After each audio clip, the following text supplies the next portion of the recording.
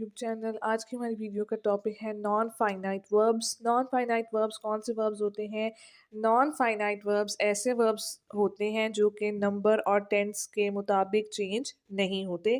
वो होते हैं नॉन फाइनाइट वर्ब्स, यानी कि जेरेंट, पार्टिसिपल्स और इन्फिनिटिव्स। ये हमारे पास नॉन फाइनाइट वर्ब्स होते हैं। अब इसको एक एक करके हम डिस्कस कर लेते हैं। जेरेंट हमारे पास क्या होता है? जेरंड जो है वो बेसिकली एक वर्ब होता है, वर्ब की फॉर्म होती है, यानी कि वर्ब की फर्स्ट फॉर्म के साथ आप देखोगे कि आईएनजी लगा होता है और वो यूज़ कहाँ पे हुआ होता है? नाउन की जगह पे। नाउन जो है वो दो नाउन कहाँ कहाँ पे यूज़ होता है? नाउन यूज़ होता है सब्जेक्ट की जगह पे, नाउन यूज़ होता है ऑब्जेक्ट की जगह पे, या नाउन जो है वो एज अ कॉम्प्लीमेंट भी जो है वो यूज़ होता है। तो जहाँ पर नाउन यूज़ होता है वहाँ पर जब हम वर्ब की एक फॉर्म जिसके साथ आईएनजी लगा हुआ है वो यूज़ कर लेते हैं, तो उसको हम क्या कह रहे हैं? उसको हम जेरंड बोल रहे हैं। देखने में तो वो वर्ब है, लेकिन अब वहाँ पे वो फंक्शन नाउन के तौर पे करेगा क्योंकि वो नाउन की जगह पे यूज़ हुआ है। ओके, तो जेरंड जो है can act as a subjects, objects or complements in a sentence. For example, swimming is my favourite activity. तो इसमें स्विमिंग जो है वो क्या है? जेरन है, नाउन की जगह पे यूज़ हुआ है, सब्जेक्ट के तौर पे यूज़ हुआ है। जैसे हमने अभी ऊपर बात की कि सब्जेक्ट्स के तौर पे भी एक्ट करते हैं, तो यहाँ पे स्विमिंग जो है वो क्या है? जेरेंट है और सब्जेक्ट के तौर पे जो है वो यहाँ पे यूज़ हुआ है नाउन की जगह पर। एक वर्ब नाउन की जगह पे यूज़ हुआ है, बट फंक्शन किसके तौर पे कर रहा है? नाउन के तौर पे ही फंक्शन करेगा। आई होप आपको मेरी बात समझ आ रही है। इसी तरीके से शी इंजॉयज रीडिंग। रीडिंग यहाँ पे क्या है? जेरंड है, वर्ब की फॉर्म आईएनजी लगा हुआ है साथ में और नाउन की जगह पे यूज हुआ है, तो ये क्या है? जेरंड है। लेकिन फंक्शन देखने में वर्ब है लेकिन फंक्शन नाउन के तौर पे कर रहा है।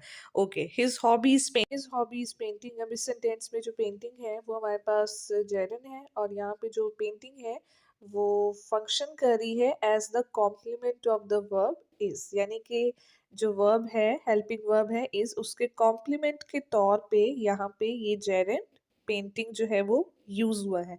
अगर आपको ये नहीं पता कि कॉम्प्लीमेंट क्या होता है, तो ये इसकी समझने की ज़रूरत है। उस पर भी मैं एक अलहदा वीडियो जो है वो बना दूंगी कि कॉम्प्लीमेंट क्या होते हैं, सब्जेक्ट कॉम्प्लीमेंट क्या होता है, ऑब्जेक्ट कॉम्प्लीमेंट क्या होता है, ताकि फिर उसको आपको ज़्यादा बेहतर तरीके से अंडरस्टैंड आप कर सकेंगे।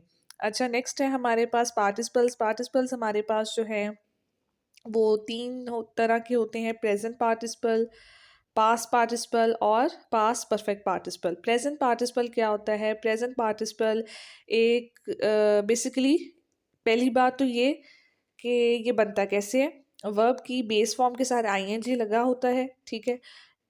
अब इसके दो तरह से यूजेस हैं। एक तो ये यूज़ होता है टेंस में, जो हम अक्सर देते हैं, जो देखते हैं कि जो प्रेजेंट हमारा कॉन्टिन्यूस टेंस है उसमें भी प्रेजेंट पार्टिसिपल ही यूज़ हुआ होता है कि I am walking, I am running, I am speaking, right. तो उसमें भी वर्ब की बेस फॉर्म के साथ आईएनजी लगा होता है और वो शो कर रहा होता है टेंस वर्ब की कॉन्टिन्यूटी को। और दूसरा प्रेजेंट पार्टिसिपल का क्या काम होता है? दूसरा काम ये होता है कि ये सेंटेंस में मेन वर्ब के तौर पे यूज़ नहीं हुआ होता, बल्कि फंक्शन कर रहा होता है एडजेक्टिव के तौर पे। जैसे कि वॉकिंग, जैसे कि the running water sounded soothing. तो यहाँ पे जो रनिंग है वो प्रेजेंट पार्टिसिपल है जो कि मॉडिफाई कर रहा है नाउन वाटर को। तो यहाँ पे ये क्या है? Running present participle. इसी तरह से वह हमने कहा कि ऑन गोइंग एक्शन को रिप्रेजेंट करता है। तो जैसे कि he is walking, he is speaking, he is going to shopping mall. तो यहाँ पे जो है वो ऑन गोइंग एक्शन को रिप्रेजेंट कर रहा है प्रेजेंट पार्टिसिपल। तो टेंस में भी यूज़ होते हैं ऑन गोइंग एक्शन एक्शन को रिप्रेजेंट करने के लिए। इसके अलावा एडजेक्टिव के तौर पे भी फंक्शन करता है। उसके बाद है हमारे पास पास्ट पार्टिसिपल। पास्ट पार्टिसिपल भी जो है वो हमें टेंस में भी यूज़ होता हुआ दिखाई देता है। पास्ट परफेक्ट टेंस में यूज़ होता है, प्रेजेंट परफेक्ट टेंस में यूज़ होता है वर्ब की जो थर्ड फॉर्म है पास्ट पार्टिसिपल। इसके अलावा पैसिव वॉइस में भी यूज़ होता है और एडजेक्टिव के तौर पे भी फंक्शन करता है। जैसे कि she has finished her homework. तो यहाँ पे तो ये टेंस में यूज़ हो रहा है, past perfect present perfect tense है। इसी तरह से the letter was written by him, यहाँ पे ये यूज़ हो रहा है पैसिव वॉइस में और ये एडजेक्टिव के तौर पे भी फंक्शन करता है। जैसे कि ब्रोकन ग्लास, राइट। ब्रोकन यहाँ पे क्या है? एडजेक्टिव है, सॉरी पास्ट पार्टिसिपल है, वर्ब की थर्ड फॉर्म पास्ट पार्टिसिपल, और इंफॉर्मेशन दे रहा है, मॉडिफाई कर रहा है नाउन ग्लास को, या noun wall, broken wall, right. अच्छा, उसके बाद है हमारे पास पास है, यानी कि ईटन यहाँ पे पास परफेक्ट पार्टिसिपल है, जो कि क्या इंडिकेट कर रहा है, N action that occurred before the action expressed in the main clause. Main clause में जो भी एक्शन हुआ उसको एक्सप्रेस करने से पहले जो उस एक्शन को इंडिकेट करेगा, यानी जो आपने उससे पहले काम किया होगा, उसको इंडिकेट करने के लिए आप पास परफेक्ट पार्टिसिपल जो है वो यूज करोगे।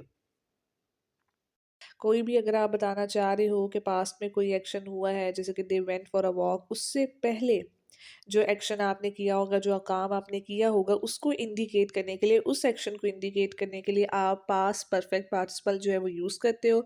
कैसे आप यूज़ करते हो कि हैविंग के साथ वर्ब की थर्ड फॉर्म आप यूज़ करते हो, और ये कंबाइन होता है पास्ट टेंस के साथ। ओके,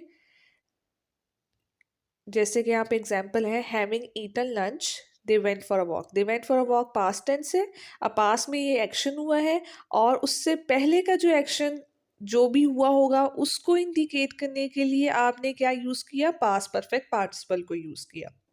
ओके, तो in this sentence eaten is the past perfect participle including indicating an action that occurred before the action express in the main clause. Main clause यहाँ पे क्या है, they went for a walk. तो ये होता है जी हमारा पास्ट परफेक्ट पार्टिसिपल। आ जाते हैं अब इन्फिनेटिव्स के ऊपर। इन्फिनेटिव जो है वो वर्ब की बेस फॉर्म होती है, वर्ब की फर्स्ट फॉर्म होती है, और उसको बनाते कैसे हैं, टू के साथ, यानी TO2 और साथ में वर्ब की फर्स्ट फॉर्म, तो ये हमारा इन्फिनेटिव बन जाता है। ये सेंटेंस के अंदर मेन वर्ब के तौर पे काम नहीं करता। मेन वर्ब वही जो एक्शन हो रहा है, जिसमें काम हो रहा है, जो सब्जेक्ट के बाद हमारा यूज़ होता है, मेन वर्ब के तौर पे काम नहीं करता, बल्कि ये सेंटेंस पे फंक्शन करेगा नाउन के तौर पे, एडजेक्टिव के तौर पे, और एडवर्ब के तौर पे। Let's see some examples. To walk is a good exercise. In this sentence to walk क्या है, इन्फिनेटिव है, और यहाँ पे किसके तौर पे काम कर रहा है, एज अ नाउन। फिर she likes to read novels, यहाँ पे टू रीड इन्फिनेटिव है, मेन वर्ब के तौर पे यूज नहीं हो रहा, बल्कि मॉडिफाई कर रहे हैं नॉवेल्स को, यानी कि एडजेक्टिव के तौर पे काम कर रहा है। He went to the store to buy some groceries. इस एग्जाम्पल में टू बाय जो है वो इन्फिनेटिव है, और यहाँ पे यूज हुआ है as an adverb, because modify कर रहा है वर्ब वेंट को। तो ये जी हमारे पास होते हैं इन्फिनेटिव्स। इसके अलावा बेर इन्फिनेटिव भी होते हैं। बेर इन्फिनेटिव में ये है कि वो टू नहीं होता साथ में, और वर्ब की बेस फॉर्म ही होती है, और वो सेंटेंस में मेन वर्ब के तौर पे वो भी काम नहीं कर रहा होता, बल्कि वो सेंटेंस में वो भी जो है वो नाउन एडजेक्टिव या एडवर्ब के तौर पे जो है वो काम कर रहा होगा विद इन अ सेंटेंस। तो ये थी जी हमारी आज की वीडियो। अगर आपको वीडियो अच्छी लगी हो तो प्लीज़ मेरे चैनल को सब्सक्राइब करें, और इसको शेयर करें इस वीडियो को, और लाइक करें। अल्लाह हाफिज़।